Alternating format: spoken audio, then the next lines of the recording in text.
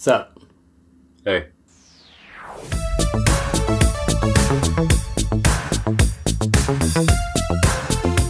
Hey everybody, welcome back to Video Connection. I'm Aaron, this is Dan, and I'm going to start it off by apologizing because I'm fighting off a cold, so you get to suffer with me, but I'm doing it for you.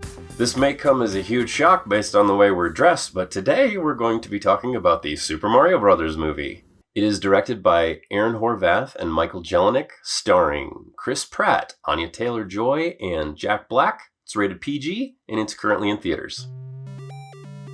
A plumber named Mario and his brother Luigi travel from Brooklyn to the Mushroom Kingdom. After being separated, Mario must enlist the help of Princess Peach to find his brother and save the world from a ruthless fire-breathing Koopa named Bowser. So, Dan, what was your gut reaction to the Super Mario Bros. Movie? Well, my initial reaction as I was leaving the theater was first to wonder if we sort of grade films on a curve if they are designed to appeal to kids. Maybe be a little bit less strict in our criticism. But with this movie, can you necessarily say that it is aimed at kids? Or is it aimed at 80s and 90s kids who are now adults and have the nostalgia factor? I think it's aimed at both. So I don't know that we can totally give it a pass as a kids movie. But I think for me, I have to judge this movie on two different scales. So on one hand, if we evaluate this as, does it work as a nostalgia-tinged, fan service fueled, throwback mashup of all these almost 40 years of references that we're all counting on.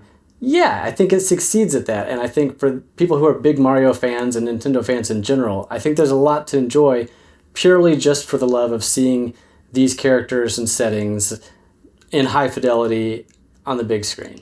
Does this thing work? Yes, well, great. You just have to blow into it. On the other hand, as a film, as a story, it's a little light.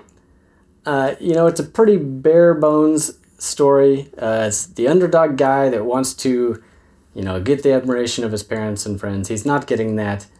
He's thrown into a situation beyond his control, and against all odds, gosh darn it, he saves the day. It's something we've seen a lot of times before. So, yes and no. I liked it, but it was also disappointing. I don't know. That was kind of a long rant to set that all off. So I'll ask you, what was your gut reaction? I think that there's something very significant to splitting those two things the way that you just described, because there's definitely a distinction between looking at this as a kid's movie and looking at this as a movie for everyone. I can't help but think of Pixar because, they make movies that are literally for everyone. Mm-hmm. So a kid can watch this movie, but there's a deep emotional core to it with, a story that has a great backbone for the adults, and it delves into issues that adults will appreciate and probably will go over the heads of the kids. And I know this movie wanted to do that, and it just didn't really even come close to doing it. Mm-hmm. You said bare bones. I think that was exactly the right way to describe it. There was just sort of like the framework of the script for how you would tell this story, but then they didn't put the meat on it to give it any more weight. So I enjoyed it as a 80s kid who saw all kinds of fun references from my childhood. It was beautiful. They did a nice job with the animation. Mm-hmm. Definitely had some funny parts in it. Definitely had a couple things I didn't see coming that made me chuckle. But yeah, it's definitely not what it could have been. Whoa! Oh, you've got to be kidding me! Having recently watched the 90s Mario movie, which we discussed was pretty awful, there was the part of my brain that was going, but remember how terrible that was? It was better than that, right? Come and get it, lizard breath! That's an important point, is that Nintendo has reasons to be perhaps a little gun-shy about taking risks. Perhaps not surprising that they might have wanted to play it a little safer in terms of the narrative, just to avoid what happened last time. One of my concerns when this movie was first announced was that Illumination was doing it, and they have sort of a unique way of telling stories, which sometimes I feel like works and sometimes doesn't. And I kind of feel like a little bit of what I was concerned about is what happened, where the story just didn't have the depth that I thought it could have. Sure. I keep thinking of the Lego movie. that, obviously Chris Pratt's in both of them, that actually has nothing to do with it, but it's specifically the fact that they took something that sounded like a cash grab, wrote a script that had a unbelievable, meaningful story, and then wrapped up nostalgia with that meaning and just did this wonderful job and innovated animation at the same time. So this one just felt like it had an opportunity to do all those things, realizing what I just described as kind of a very challenging unicorn situation. But I really was hoping that they would aim high, and I feel like they aimed way closer to the middle. Sure. On the note of you bringing up Pixar, I know Illumination and DreamWorks and others probably get annoyed at constantly being compared to Pixar, but you got to be compared to Pixar. Yep. And I think one of the things that I sort of see as a difference is that perhaps Illumination's movies are meant to entertain, while Pixar's movies are meant to entertain and also make you a better human being. And that's a much more ambitious and difficult thing to pull off. And it doesn't always work. I mean, not every Pixar movie has been a home run. They've had a few that have been a little up and down lately. But I feel like they're always swinging for the fences. Whereas this one, as we've said, it's a pretty safe story. And I think it's a shame because I feel like the themes they were tapping into were the right kind of themes about brothers always sticking together, about caring about family, about wanting your dad to be proud of you. They just didn't explore them. They just introduced them and then ran with them. And that's all that happened. The movie sort of felt rushed. I'm not completely surprised because I can see that they were kind of going for this cookie cutter 90-minute window. And that's exactly how much story fit in. And so that's the way they did it. It's the one time I can think of where I wish the movie was just a little bit longer so they could have put a little more of that emotion into some of the spaces. To give them some praise, the movie really was beautiful. The animation is just exceptional, in my opinion. I don't think there was a single thing in it that didn't look gorgeous. Every aspect of 3D animation, they nailed it. All the artwork felt extremely respectful of all the source material they were drawing from. So, that was a huge deal to a lot of people, and I think they nailed that too. They even included the DK rap. Yes, they did. So one of the things I thought we're going to have to talk about is the voice acting, specifically because before this movie came out, some people might be aware, there was a bit of a backlash when the first trailer was released. People thought that Chris Pratt's voice wasn't Mario enough. There was also sort of the considerations of the feelings of Charles Martinet, who's been the voice of Mario forever, and who I think would have done a very good job with the movie, just playing the character as he's always played him. My reaction to the voice acting, having seen the movie, is it's fine. Everybody's doing a fine job.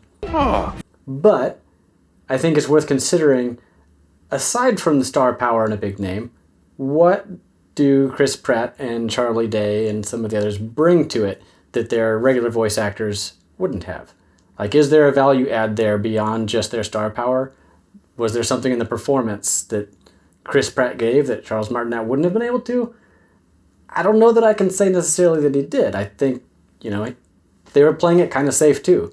I think that's one consideration, is maybe it would have been worth, throwing a bone to those original actors and letting them do some of those lines. The debates around all this stuff, I feel like having watched it almost just sort of stirs the whole thing up even more for me, because I agree with you. I thought Chris Pratt was fine. I feel like everybody who was upset about it, clearly he did a good job. In fact, I think he did a good enough job of actually voice acting. I didn't think about it sounding like Chris Pratt. I felt like he made it a little bit of a character. Not too much.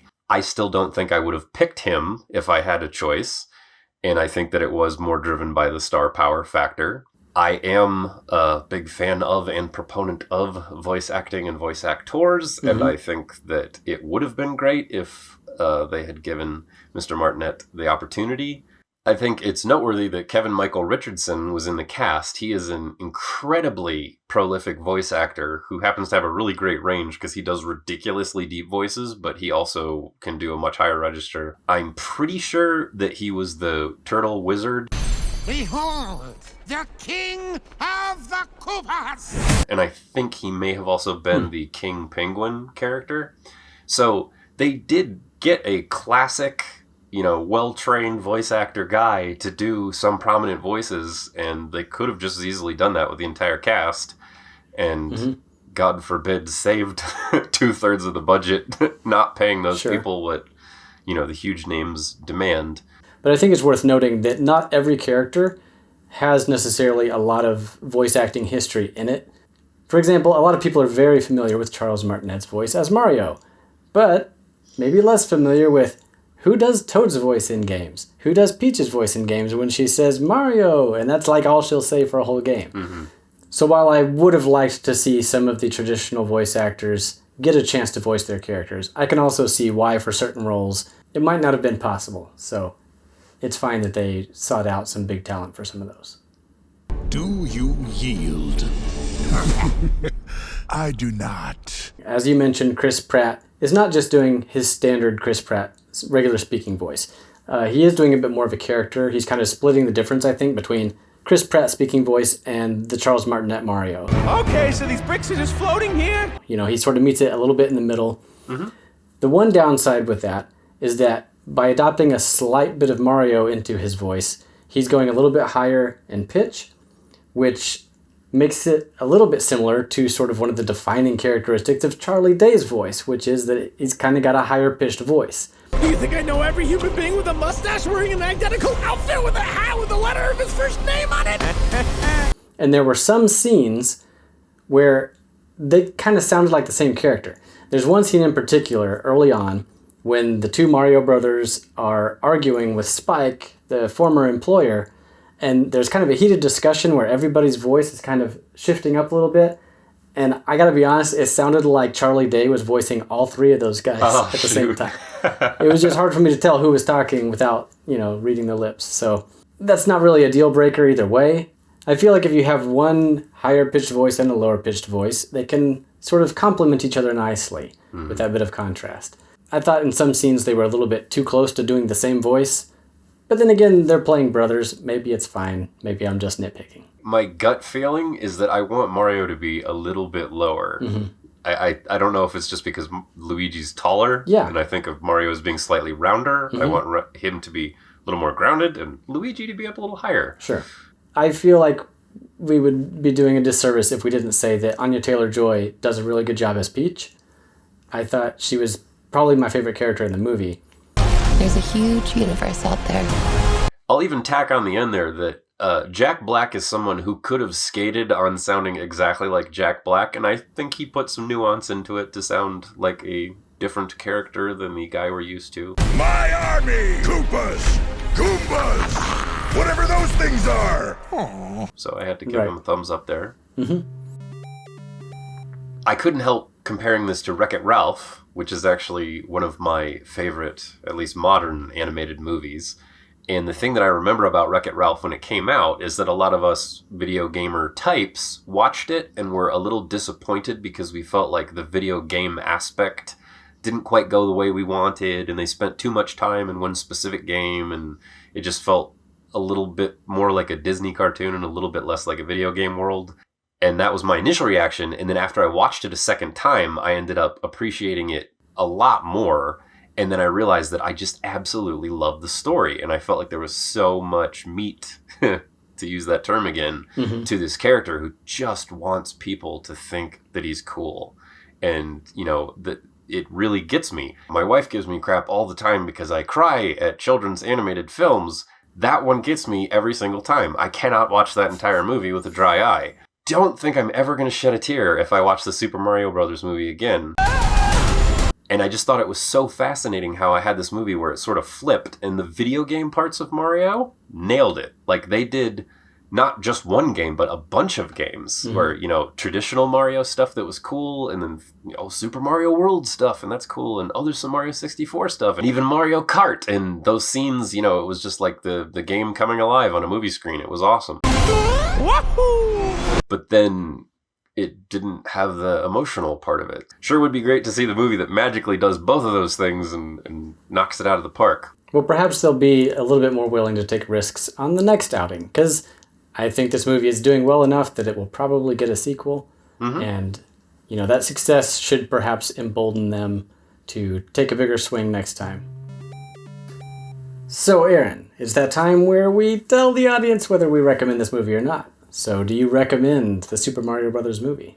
Well, looking back to the beginning of our discussion, judging this on the metric as a kids movie, I would say take your kids to go see it. Everyone will have a great time. It's a lot of fun.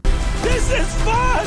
Speaking as a general film, it's kind of a middling reaction. I think that if you really believe you would enjoy a Mario movie, you should go see it. But if you're just looking for a fun animated movie to go see, you're not going to suffer if you don't see this one. I think that's fair. I mean, there's always something to be said for seeing a movie with visuals like this on a big screen, I think. Mm-hmm. So maybe if you're a fan of animated movies in general, maybe you'd still get a kick out of it. But if you're a very serious movie critic... Much like us. Yes. No, we are just a couple of movie enjoyers. Right. And I don't want to downplay that because it is true. The animation in this movie is absolutely beautiful, and it's really neat to see something that's been done in so many games with such simpler technology, spruced up and created with such high detailed 3D renders. It really is gorgeous. So there's something there if that's the kind of thing that interests you. Well, that's all the time we have for now. Thanks again for watching. We really do appreciate it. And if you would be so kind to jump up and hit that subscribe button or maybe like this video, that would help us out a lot. Please like and subscribe. And we'll see you next time. See ya. Woohoo!